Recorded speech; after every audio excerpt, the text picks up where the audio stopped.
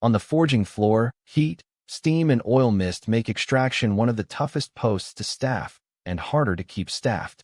How do you move people away from the die?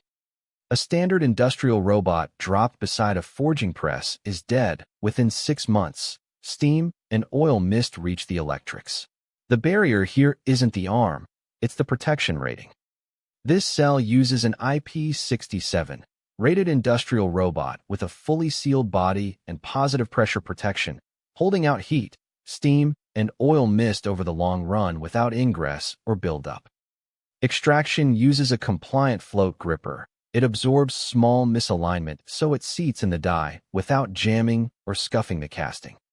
Pickup is interlocked with the press cycle. The moment the die opens, the gripper goes in, so the press never idles on an operator's reaction time. 3 outcomes follow. Operators leave the hot hazard zone for good. Extraction runs around the clock. Scrap from handling drops. On typical deployments, a station like this pays back in about 2 years. Hardware, automotive and motorcycle parts, new energy structural castings, cookware die-cast pieces. Every hot, mist-laden post fits the same logic.